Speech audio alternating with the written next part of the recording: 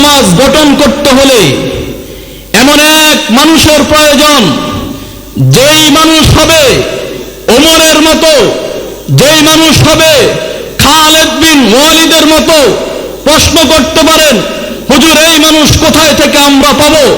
আমি বলি শুনেন, এখনো পর্যন্ত এই উম্মার ভিতরে খালিদ বিন ওয়ালিদ আছে, এই উম্মার ভিতরে উমর ইবনুল খাত্তাব আছে, এই উম্মার ভিতরে শাইখুল হিন্দ আছে, এই উম্মার ভিতরে শাইখুল হাদিস আছে, এই উম্মার ভিতরে মুফতি আমিনী আছে, এই উম্মার ভিতরে আহমদ শফি আছে, এই উম্মার ভিতরে আল্লামা জুনায়েদ বাবনগরী আছে। আমরা যদি তাদের হাত শক্ত করি, এমন একজন মানুষকে যদি আমরা সমাজের প্রতিনিধি নির্ধারণ করতে পারি, তাহলে এই সমাজ সুন্দর হয়ে যাবে, ঠিক না বেঠে?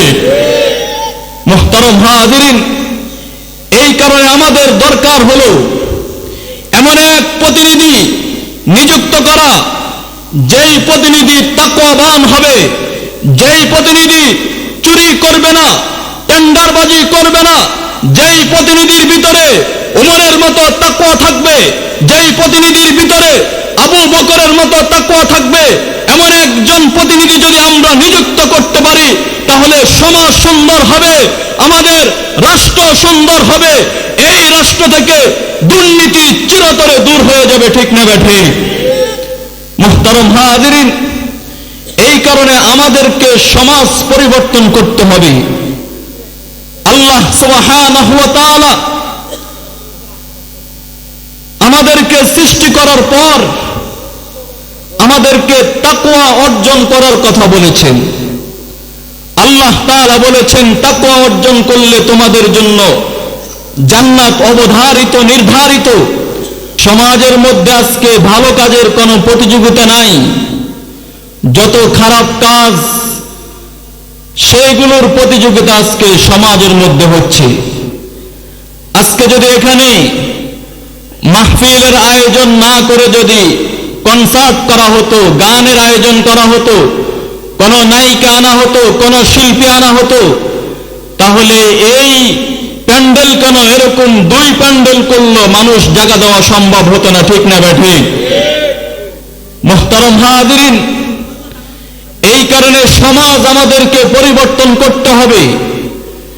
কিভাবে সমাজ পরিবর্তন করলে সমাজের মানুষ দিনদার হবে? কিভাবে সমাজ পরিবর্তন করলে সমাজের প্রত্যেকটা ঘরে ঘরে কোরআনের আলো ঢুকবে? কিভাবে সমাজ পরিবর্তন করলে সমাজের প্রত্যেকটা যুবক 5 ওয়াক্ত নামাজ আদায় করবে? কিভাবে সমাজ করলে সমাজের প্রত্যেকটা যুবক সকালবেলা আর ঘুমিয়ে থাকবে না, প্রত্যেকটা যুবক ফজরের নামাজ পড়ার জন্য প্রতিযোগিতা করবে, ঠিক না বেঠি? মুহতারাম হাজিরিন, এই সমাজ গঠন করতে হলে এমন এক মানুষের প্রয়োজন, যেই মানুষ হবে ওমরের মতো, যেই মানুষ হবে খালিদ বিন ওয়ালিদের মতো, প্রশ্ন করতে পারেন হুজুর এই মানুষ কোথায় থেকে আমরা পাবো?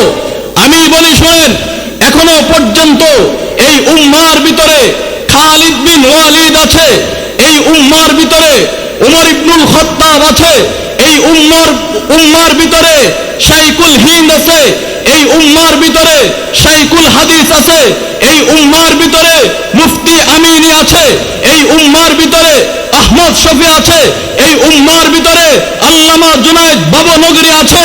আমরা যদি তাদের হাত শক্ত করি, এমন একজন মানুষকে যদি আমরা সমাজের প্রতিনিধি নির্ধারণ করতে পারি, তাহলে এই সমাজ সুন্দর হয়ে যাবে, ঠিক না বেঠে?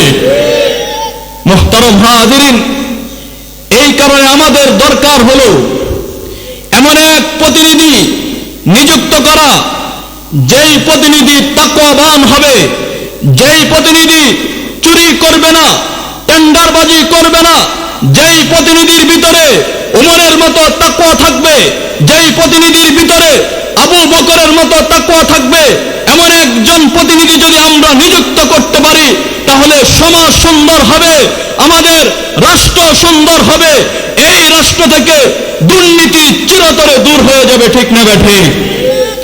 মুহতারাম হাজিরিন, এই কারণে আমাদেরকে সমাজ পরিবর্তন করতে হবে। আল্লাহ সুবহানাহু ওয়া তাআলা আমাদেরকে সৃষ্টি করার পর আমাদেরকে তাকওয়া অর্জন করার কথা বলেছেন। আল্লাহ তাআলা বলেছেন, তাকওয়া অর্জন করলে তোমাদের জন্য জান্নাত অবধারিত, নির্ধারিত।